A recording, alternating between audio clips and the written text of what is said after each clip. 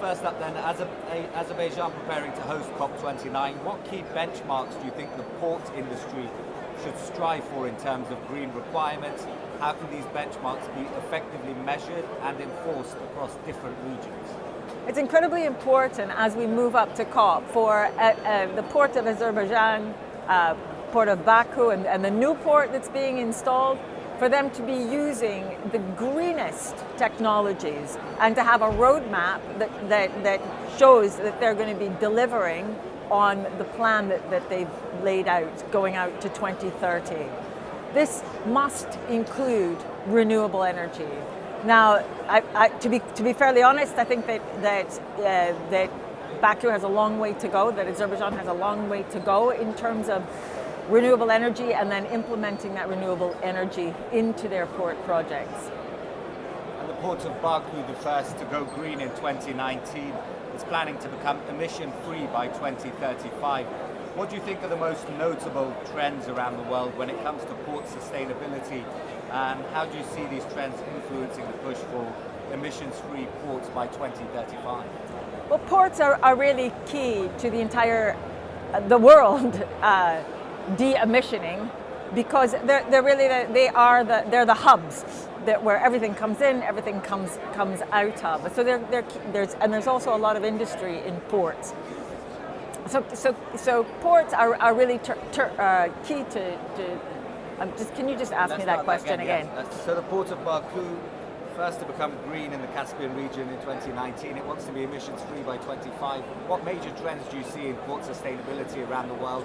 And are there any specific technologies, do you think, that are being useful when it comes to that drive to emissions free by 2035? The main trend towards sustainability is electrification. Electrify everything. And if you want to go pure, absolute zero emissions, when you move past electrification, you move to using hydrogen as your energy source. And we're seeing this across a lot of ports. And we believe that Baku is strategically placed as a center point on the Silk Road to really push this forward. We're seeing a lot of stakeholders across the Silk Road wanting to transport things without greenhouse gases. And Baku can really leverage this to get support from the other stakeholders in implementing the technologies required to reduce emissions. And what do you think are the biggest challenges when it comes to adopting green technologies in port sustainability, and how can these challenges be overcome, especially in developing regions? The two biggest challenges we're seeing is access to renewable energy and access to technology. So, and when I say access to technology, it's also the trained personnel to be able to use that technology and to further develop the technology. So, as I stated earlier, an important thing for Baku Azerbaijan to focus on is on their renewable energy resources and building out their renewable energy resources. As they wind down with fossil fuels, they're going to need to ramp up that renewable energy and then bring that renewable energy into their processes. And we hear a lot about AI and future tech. Are there any emerging technologies or innovations that you're particularly excited about that could have an impact on the sustainability of the maritime sector? Absolutely. I think quite a simple thing is if we look at, take it back to Baku being at the center of the Silk Road, being a real hub in that Silk Road, is data control in supply chains, is being able to manage supply chains with data and manage efficiencies within supply chains with data. But also something that we call a digital twin, to be able to manage the efficiencies of operations with data.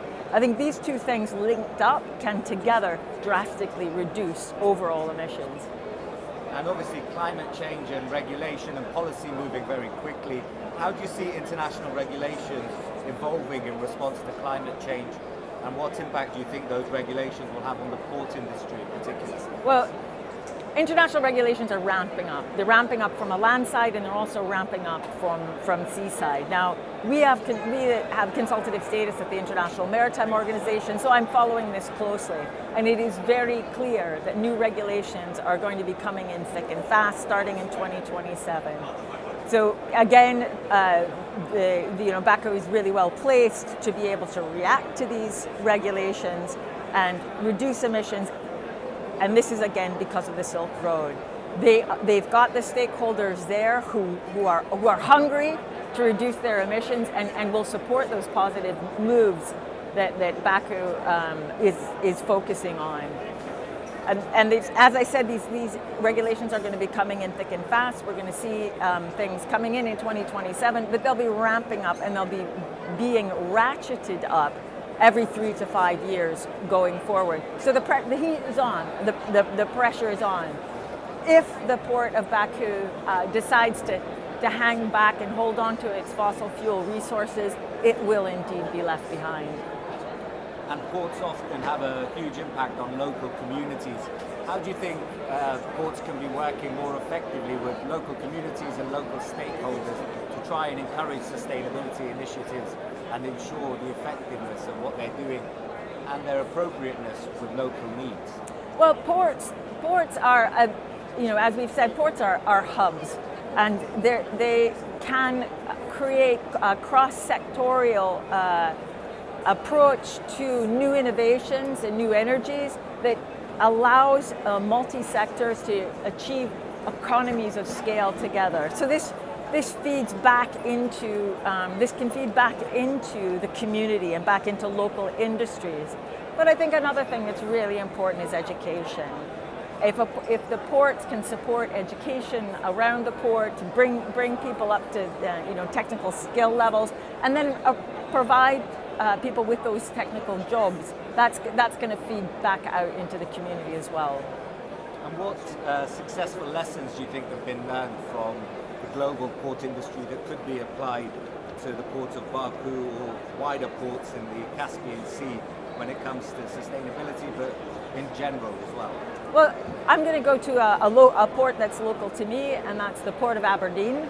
The Port of Aberdeen is a fossil fuel, has been a fossil fuel port. It's an offshore oil and gas port, and we've seen Aberdeen transition and take those skill sets, these very same skill sets, and transition them to offshore renewable energy. And I think that this is a huge lesson learned. It is. We were afraid that as we saw the loss of fossil fuel economy in the northeast of Scotland, that there was going to be great job loss, but indeed no, there wasn't. There was a transition straight into renewable energy, and again there was a focus on upskilling and cross-skilling and taking people from one sector into another with a smooth transition. I think that's a strong lesson learned there. And looking forward then, what's your vision for the future of green ports, and what role do you see zero emissions maritime technology playing in that vision? Well, we see ourselves as being. Whoa, hang on a minute. That should be an easy one for me, shouldn't it? So can you? Because I've got Zero Emissions Maritime Technologies is my private company, and Zestes is association, and I would rather answer this as Zestes, so Zero Emission Ship Technology Association. That's going to make it easier for me to answer. Yeah, so let's just take that again then. Yeah. So looking ahead then, given the work that you've done over several decades, what's your vision of what ports and future green ports will look like, and what role can Zestes play in achieving that vision?